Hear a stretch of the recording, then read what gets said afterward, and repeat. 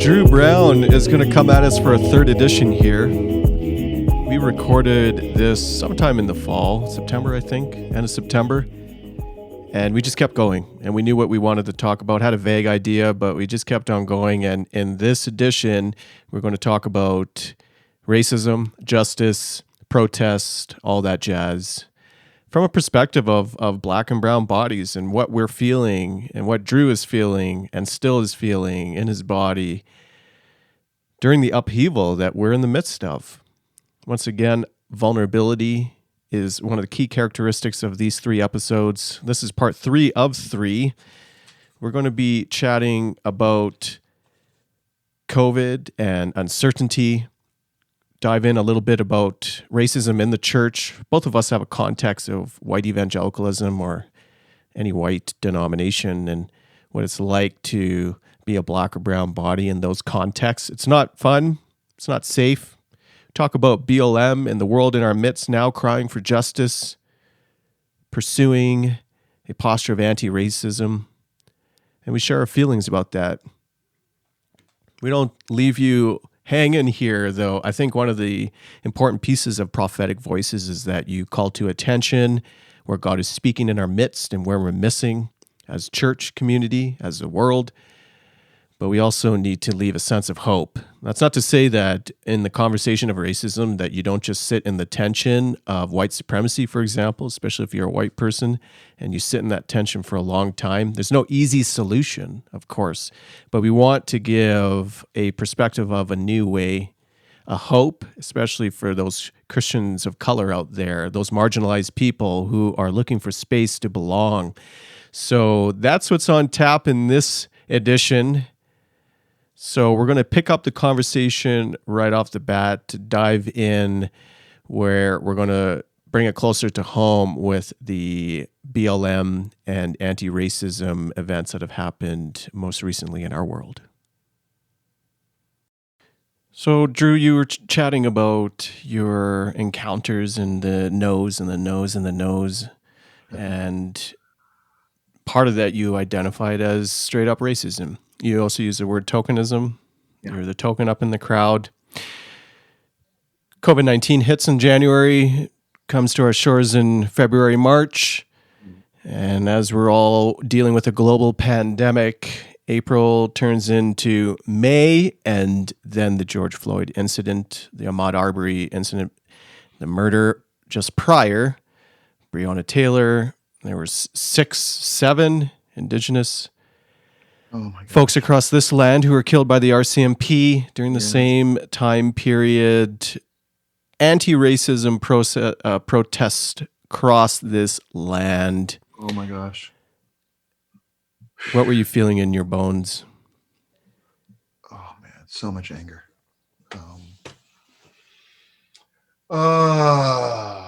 Remember I think it was the same day as George Floyd. Earlier that day, there was a man who was bird watching in Central Park, and there was yeah, can't remember the names at all. She was the Amy Cooper. That's it. So his name was they're the same name. Same name, yeah. Cooper as well. Chris Cooper. Okay. I just remember seeing that video. Yeah. And it scarred me. Now, people are going, wait, that scarred you and not George Floyd? I'm like, hold on, wait a minute. Like, that has been my experience growing up in small town, wherever. Mm-hmm. Exactly that. Yeah, they lost track of one black guy in town. That was my high school. There's like 2 black people. We lost track of both of them. ID, please. And so, like, I remember seeing that and just feeling like beyond angry, just like, oh my gosh, like my hands were shaking. Mm-hmm, mm-hmm. And I was with a buddy at the time, and I showed him the video, and he was like, dude, why are your hands shaking? And then he saw the video, and was like, oh shoot, okay. And then I think it was like that afternoon, the other video was up, or I saw it anyway. I didn't see it till later on that afternoon. And I was like, oh my gosh, like what is happening? Uh-huh. That sense of like frenzy or anger or frustration or anxiety, or I don't know what. It's trauma, man. It didn't. It was at high alert from I Mhm. guess what was that like beginning of May, I guess, till literally like 3 weeks ago. I like turned off my Instagram. I like stopped posting on Facebook. I stopped checking. I was only on Twitter because Twitter, people who I have on Twitter, like they're amazing people, and I was able to. You can sort of filter out things a lot easier on Twitter than you can for other things. So I just stopped. Yeah. I was like, I think I'm going crazy. Yeah. No. And so I had to. So like the whole entire time, it was a constant state of like just stress and tension. Yeah, trauma. And the hardest thing, the hardest thing was actually trying to get, again, going back to the whole like, how can the church respond? Was trying to get the church. Now okay. Let me preface this. I'm part of a small spiritual community here in the Milton area, and they're great. They are woke AF. They are amazing people. Like they get it more than any other congregation I've ever been a part of in my life. And I think there's only 2 Black people in the congregation. No, it's 3, but they get it. They are like they understand the importance of what's happening right now, and they are engaging with the work. They don't need to read the anti-racism books because they already read it. Like they already been on it. Like they already been past that. Yeah. Before the hashtags, before that, they're already Yeah. trying to do that work, trying to figure out how can we best really truly be anti-racist in this world? How can we anyway? So if you're listening and you go to my church, I'm not talking about you, just so you know. And so I was trying to engage people, pastors, leaders, musicians, worship leaders, artists in the church. Like, let's engage with this work. Let's do our best to actually learn and grow. And some people were like, yeah, I'm in, man. Let's do this. Some are kind of like, dude, it's not that bad. Dude, we live in Canada. Don't worry about it. Actually, it was really funny. It was how many pastors would say, you know what? Focus more on Canada than you do the United States, please. And I'm like, okay, get ready. Like, ignorant.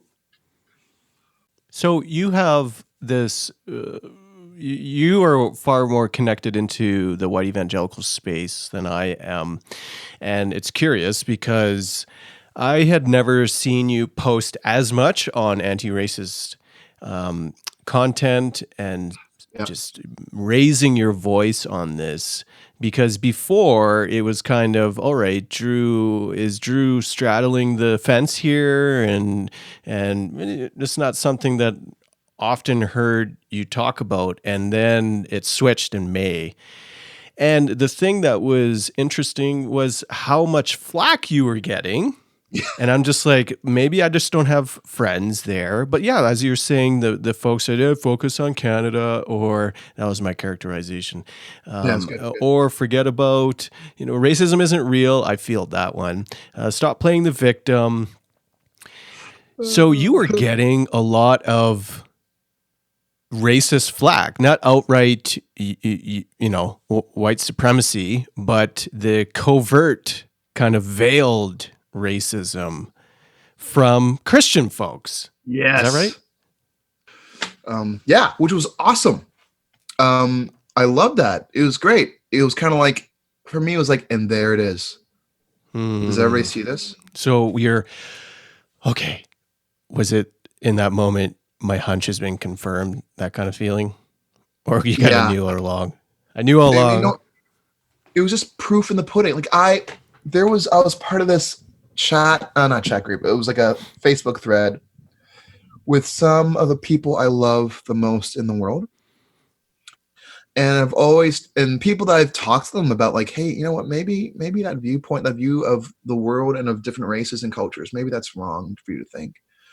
And they were always pushed back. I'm like, okay, you know what? Okay, maybe, whatever. And it was amazing to see them be completely honest and open and vulnerable about how truly racist they are. And not that they care, not that they want to change. They're like, no, this Drew, stop it. There is no such thing as systemic racism. You know what? None of these things are race-based. You know what? Blue lives matter. What about the police? What about they're going through, guys? What about, like, okay, thank you. Like, thank you so much for saying all the things that you've said. It means so much to me because now I can stop doubting myself. Okay. Because now I'm like, oh, you know what? Maybe they're not that. Maybe they don't actually think that. Maybe they're not that bad. Maybe they're just sort of like really. Maybe the tensions are high for them because they're concerned about friends who are cops or whatever. Maybe. Oh no. I can't make any more excuses. Yeah. They are full on racist. It's like we have absorbed a form of racialized gaslighting. Yes. That forces us to think just like that. Yes. To think that, oh man, my default is to benefit of the doubt. Yes. Maybe you just had a bad day. Maybe you just had a bad racist day and you're not normally racist. And how pervasive is racism in Canadian culture? It's like, well, it's in everything. It's in the air. It's in the water. This is it. No, actually, I think you posted something really cool. It's not in the air. It is the air. It is the air. You breathe. I love that, man. I was like, yes. And so for me, like, I've always focused on going back to like neighborhood work that I do in terms of like really trying to bring people together. That was me doing anti-racism work, but not using that language because that language can be triggering to people. So saying like anti-racist, people go, oh, well, I'm not racist at all. I'm like, no, it's not. No, you don't get it. It's, well, I don't need to. So I never want to use that language. But what I want to do is actually to teach that idea, but how can we actually work against hatred and actually find ways to meet and to build bridges and to meet on that bridge of difference and actually like love each other and connect with each other. So for me, the whole neighborhood thing was me doing anti-racism work. Yeah. Now I just don't care. Yeah. Now I don't want to use language to kind of like not trick people, kind of like soften the blow. Assuage the guilt. Yes. Yeah. Right? Because first I really want people to learn and to heal. And if they are feeling that they're on the defensive, they won't engage with that, which is true. Mm-hmm, sure. But now I just don't care. And well, you need to name it. Yeah. I'm all out of, I don't know if I can swear. I'm all out of F's to give. Yeah. I just don't care anymore. Yeah. And so I'm just going to call it like it is. Dude, you racist. Yeah. And you know what? And now that you're on the outside a little bit, looking or on the edge of inside, let's say, right? It's easier to say these things when you have less to lose. That's right. And so it's always been easy for me to call out these pastors because they don't need to listen to me. They can ignore me and they can stay in their world because that's where the privilege rests in that world. Now, I think that world is crumbling, but that's where that privilege is resting. And like we said off air, there's a shift coming. Right. There's a shift coming generationally, and I think the indicator, the visceral reminder that there is hope on the horizon for people of color is twofold. One, we believe we can step into our own gifts and abilities, and we don't have to placate or please the master. And two, there is new momentum. And we were chatting a little bit about what was happening with these protests. And there's been a couple of podcasts on this series in season 1 and season 2 where we were talking with Deb and Moneta about protests and how it's just like, in the context for us was Calgary, right? Calgary doesn't protest. We're too busy counting money. Like we're oil barons. We're young oil barons. The mountains are out there. We play hockey and we just keep to ourselves, model minorities, and they're all up in the Northeast anyways. And so they're busy playing cricket and everyone else is busy playing hockey and forget it. We don't protest. Yeah. And then these anti-racist protests hit and the streets filled. I don't know what it was like in Milton or in Toronto. Dude, it was insane. Toronto has been great. Toronto has been wonderful. there's been rumors of things that, oh my gosh, something's going to happen today. Nothing ever happened. It was always amazing. Even the ones lately with the defund the police protests have been pretty cool and wonderful and great. It's been sketchy though, hasn't it? Sorry, finish your thought there on. Oh yeah, no. The one in Milton though caught me by surprise because I didn't realize how people actually cared here. So a couple kids from the school just down the street where my kids go to school, they were like, we're going to do a protest. And they spun around their circles, and their parents spun around their circles and sort of, spread the word, and the word spread. And they're assuming it'd be like a couple hundred people. Over 2,000 people showed up. And it was a beautiful display of like unity and community and justice. And I mean, the cops came because, young people are young people sometimes. And so they started acting like fools, but in a fun way, but still, disturbing the peace, if you will. So they took over the whole entire like streets for a little bit. And the cops were like, okay, they were like, let's just let this happen. We'll give them a few minutes and then we'll clear down. And the cops did. They sat there, they hung out. They're great. And then I got on the horn and said, hey, okay, everybody, we're going over here to finish the protest. And everybody grabbed their signs and walked away. And the cops were like, well, that was easy. It was super cool, super chill. And it was such a beautiful display of hope and of justice. It was wonderful, wonderful. But yes, I think you're talking about what's been happening in downtown Toronto with some of the mess and some of the arrests. And is that where you're going with that? It's different in Toronto. It's not reminiscent of a Seattle or Minneapolis, but it's different. It's different than the rest of Canada. Yeah, I think I can say that. It's different than the rest of Canada. It's a little bit reminiscent of some of the rural places we have. I know Diolita from Decolonizing Christianity Canada. That's not where she's from, but in the group that we're a part of, she has bravery to go into rural Alberta with Black Lives protests. Right. That's bravery. But Toronto, is a little bit different, quite a bit different than. So, share with us a little bit of what's going on downtown. Because tensions are getting pretty high, and people are really pushing the defund the police thing pretty hard, and so, which is great. So there was a rally not too long ago. I think it was maybe 2 weeks ago, and the police actually wound up arresting 3 of the main speakers for the rally, and arrested them with really no kind of like, oh, we're arresting you for this.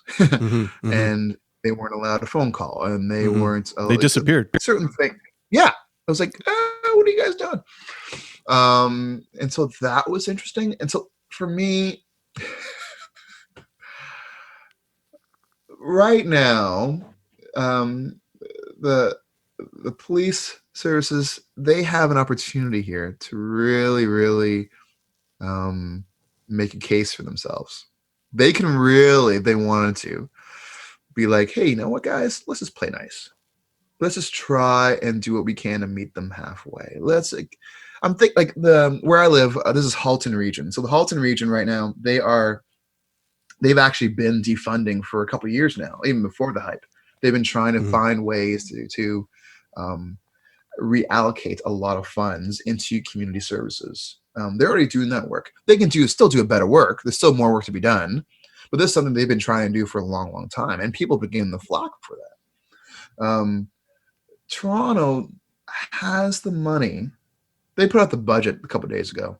And I've been saying to everybody, read the budget, because you can't be using that hashtag without going through that budget with a fine-tooth comb. Know what you're talking about when you use a hashtag.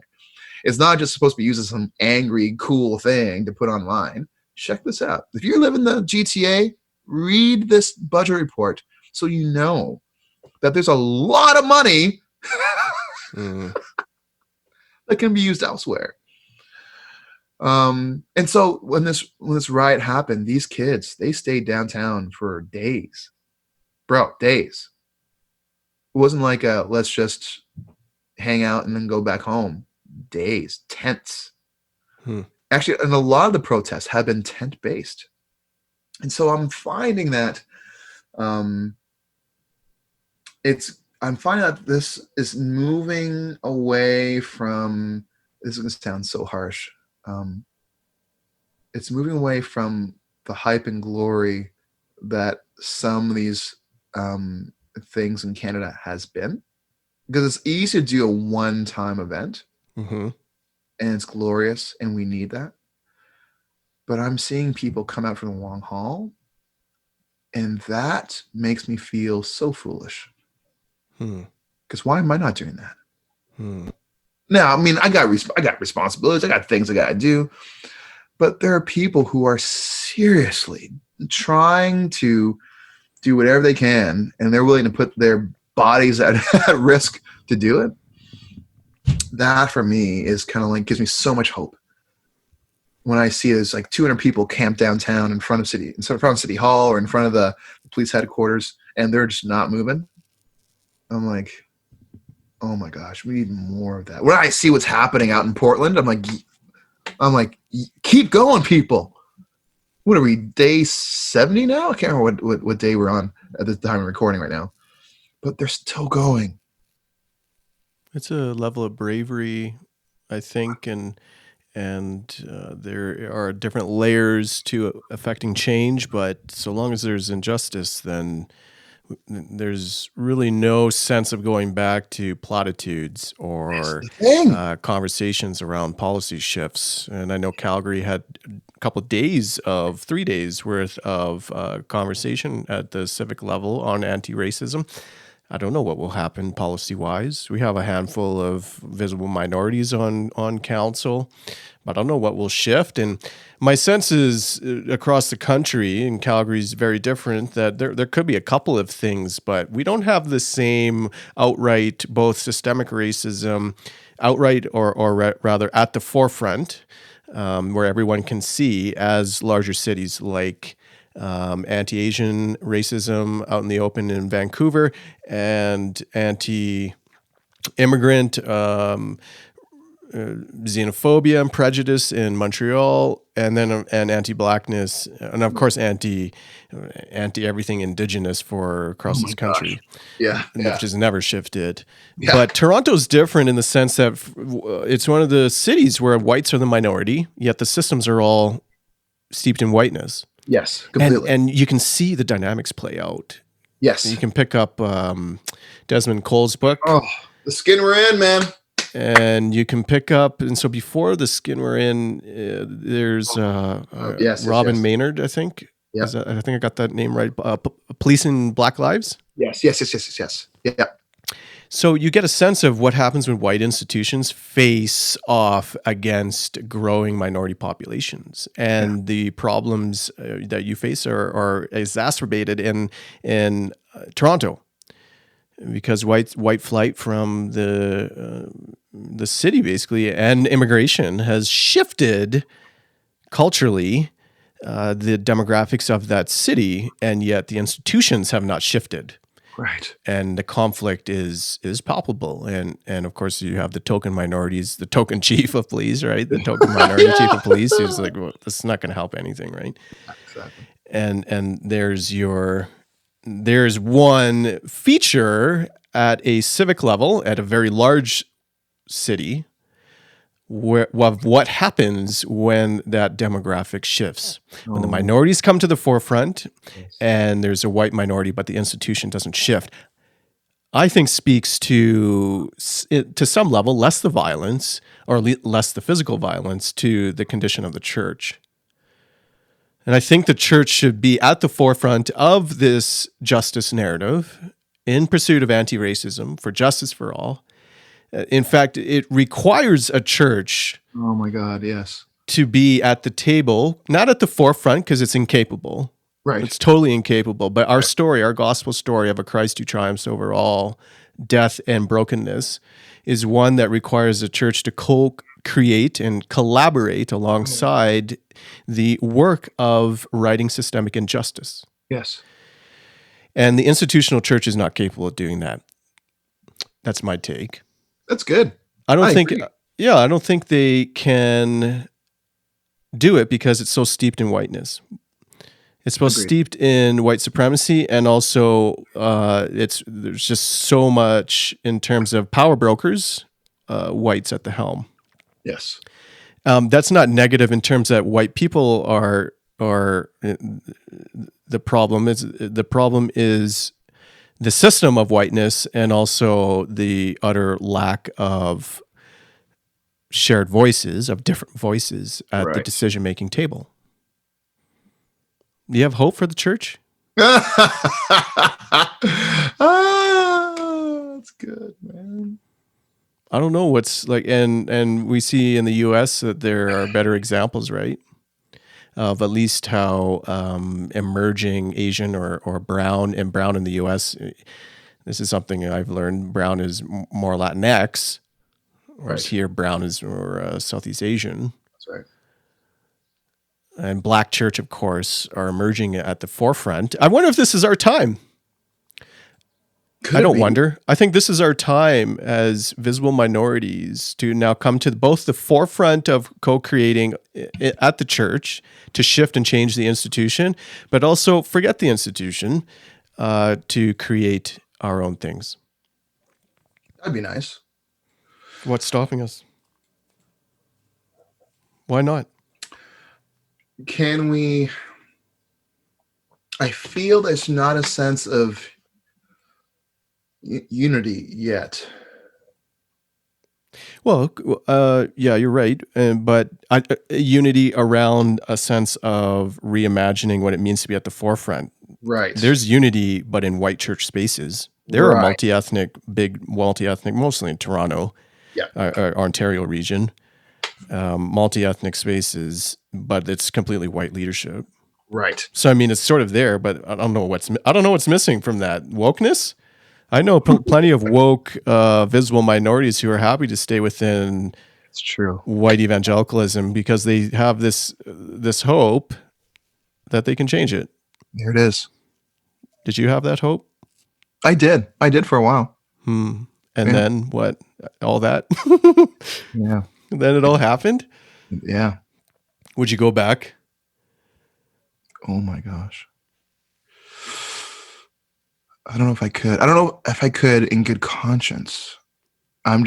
I would be it. I think I would really, really, really, really piss off the senior pastor, unless I was a senior pastor, then that'd be a different story. But I think I would just piss that person off way too much. I think I would demand too much. Well, surely there's got to be a community out there that resonates with what you're doing. Is scale or size the problem? It's funny, hey? Where's the big progressive churches? Like, you can do your thing, I bet you can do your thing, and you can be the lead if that's what you're asking for, or be in the context of a community that's going to resonate with the things that you're putting out and the way that you think. That there are those communities, but they're small. You're totally right. You're completely right. Yes. I don't, and this is my own formation that small doesn't count as much as big. It is what it is. But they're out there. They're totally out there, man. Yeah, you're right. They are totally out there, completely. Yes. I don't want to say that. Don't want to say never. Okay. Yeah. But I can't see that happen. I think I really yearn to be a part of, if I was going to go back into that space, it would need to be with an organization, with a community that has a bit of leverage. Because I really want to create or be a part of a place that's going to be safe, that's going to be brave, if you know what I'm saying, like a brave space as well. That's going to be a place for fighting for justice, a place for art that matters, a place that we can really dive into neighborhood and be completely known there.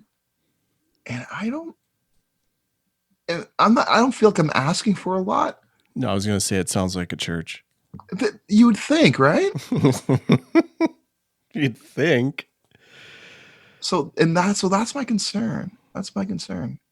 And I mean, and these things can happen with a small church. It's just harder to do these things well with a small church. Nah, that's not true. It just lacks the energy a lot of times. It's totally possible. Oh my gosh. Yeah, maybe the people resource or something. Yeah. I understand what you're trying to say there. I would echo that. It's tough for me, even in Cypher Church, to enact a lot of different things. We perhaps embody a lot of those pieces, but we don't have the people resource to mobilize them on wider scale or to even do them in a frequent rhythm. Right. You know, and that could be just a new reality. Yeah, and that's fair. Sure. I feel like I have this suspicion, and I've never actually been in like I grew up in it, but I've never served professionally as a career in it. But I have a suspicion that I might go back. Not that I could survive in the church piece. I would have to be at the top. Right. Not the top. Like that's no interest either, but to be up there enough to enact proper institutional change, policy shifts, and new thinking. Yes. But be insular enough that I don't actually answer to anyone that doesn't accommodate change or is too that is holding on to white supremacy as a sacred object. How that's impossible. So I mean, it doesn't exist. I don't think it exists. Right. You have to create it. Yeah, that's right. Because I mean, like, if you're not the lead pastor, you're going to have someone over you. Yeah, and so there needs to be some relationship there. I'm not even thinking church anymore. I'm thinking it would have to be parachurch or denomination of the changes. I wouldn't fight in a church. That's too small to me. Oh my gosh. Yeah. And I certainly would. And the problem with the local church part is I can't survive. I can't even now in the conventional mainstream service itself. The community part, I see its value. The service, twice a year. Like, why do you need it more? Easter and Christmas. See, people were onto something. Easter and Christmas and maybe a special event. But other than that, what do you need that for? Ultimately, it's just teaching and a bunch of sing-alongs. And I hate the sing-alongs. Yep. And sorry, Drew. And I don't need preaching like that. It's really about the embodied presence of the community, right? That's it, brother. Yes. Let's decentralize and cancel a bunch of services. That's what I advocate for a lot of folks. But no, I would never be able to exist in a space where I had to go to service. Oh my gosh. That would kill me. That would kill my faith. Bingo. And Cypher Church, luckily, we've done it once in our 3-year plus existence, but we do other things. COVID has thrown everything for a loop, but sure, we've done a bunch of different things. And yeah, I think I would go back in that sense, but ultimately we have the skills and abilities to lead our own people or to dream. This is actually everything that you were listing off as the church of the future is or the church that we'd hope for is part of this dream that I have, hopefully in my next book on belonging. It's basically, what are the places and spaces? What does that look like for marginalized people? Because we yearn for belonging, and I'm damn tired of assimilating. Oh my gosh. Yes. Come on, man. And you listed it out. Yeah, buy 2 copies, available now at your... No, it's not. Sponsored by... It's not either. The Dove Awards. Oh, God. Drew, do you have any parting thoughts for us? We covered a lot of ground. We did. Wow. I think... Give us a hope, Like, give us the hope, because what good is a prophet if they just tell you how you're all going to hell or going to burn? Give us the hope of what God's up to. I have nothing, but I will say this. Many, many, many, many, many years ago, when I used to think that Bono from U2 was a modern day psalmist. Mm. He had this amazing, and maybe he stole from someone else, I can't remember, but he had this amazing quote where he said, the problem with the church is that we're all sitting there or standing there on our knees, begging God to move. And God is on his knees begging us to move. Mm. And I think for me, that's where we're at. I think we need to take just more ownership of cleaning up this world. And that starts just with who's next door.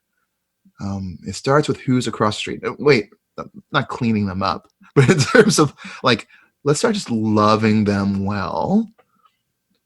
And if we can treat everybody literally the way that Jesus would, if he was walking down these same streets, walking down the same grocery aisles, walking around the pub with a couple of beers in his hand, if we can treat people in the exact same way, it's amazing how things change. That is like that is the stupidest thing ever, but it's so true. Like it sounds like a youth group, like saying, but it really is true. There's hope in that. And so I think the more that we can invite more people into that way of thinking, like how do we best love people well? How can we reach and meet the needs of people around us? All of a sudden you're crossing off you're ticking a lot of boxes. You're ticking off the anti-racism box. You're ticking off like how do we kill poverty in our towns. You're destroying homelessness. You are, like there's a issue with our prisons. There's a prison not too far from where I'm at, and right now it's a women's prison, and they are not giving any of the women any kind of anything. Like there's no reading materials. Something as simple as reading materials, dude. There's so no books.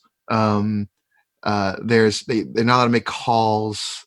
They're changing like the conditions, so now it's like totally inhumane. I'm like, this is in Canada, man, down the street. So how can I or how can the church sort of do whatever we can to sort of bring change to that system? I think the more we can sort of think about like how can we best make our local world better, it becomes, first of all, it's a lot easier to manage. Right? I don't know how to fix Canada. That's way beyond me. There's so many issues. And not that I want to unplug from those issues. No, I'm not saying that. But let's get our hands dirty with what's in our own backyard. You'll find that the trails to the bigger problems become a little more open to us. As I engage with my community, as I engage with my leaders, as I engage with my neighbors, the paths to changing the province or the region, the province, and the nation can become clearer, especially as spiritual communities start to do what they do, as they gather, as they hang out, as they talk, as they commiserate, as they dream together, as they reimagine what this can look like. I feel God is sort of saying, yo, for crying out loud, people, do something. Don't just wait for the young people to do something. Don't just wait for the people of color to for them to get injured or die for you to actually respond. Well, that didn't work before. Yeah, right? I think just do something. And so like, okay, well, what can we do? What's in our own backyard? That's the easiest way to go. That's the lowest hanging fruit. Eventually, you got to knock the whole tree down. But for now, what can you do? I think for me, that's how I've been living my life these last few years. Yep. And I've been trying to get people to do the same. And that just gives me hope because there's always something to do. There's always someone to love. There's always some hope to give. And that just feels like, I guess, a good way of doing life the Jesus way. Well, that's it. 3 parts with Drew Brown. That's a gift. Thanks so much, Drew. You can find Drew on Twitter. I know he has a rhythm where he does midnight sessions, well, midnight depending where you are in Canada, on his Instagram. All the links are going to be in the show notes, so check out Drew. Thanks so much, buddy, for just sharing with us, once again, your heart, some vulnerability here. This is a look into what's happening inside the bodies of Black and brown folks in this country. Just a little glimpse and a little bit of hope to say that you're not alone and that there are new pathways unraveling in our midst here in Canada, in North America, and beyond. So I hope you captured some of that with our 3-parter here. I'm going to leave off once again with one of the tracks from Drew's Advent album. It's something that I really encourage you to download this Advent season. Find him on all the streaming platforms or on Bandcamp. Buy his stuff. Support him. Find him on social media. Without further ado, we'll let Drew take us out. Shine on us, O God of justice. Guide our path through gloom of night. Bear within us wisdom's glory. Come to us, O Christ the light.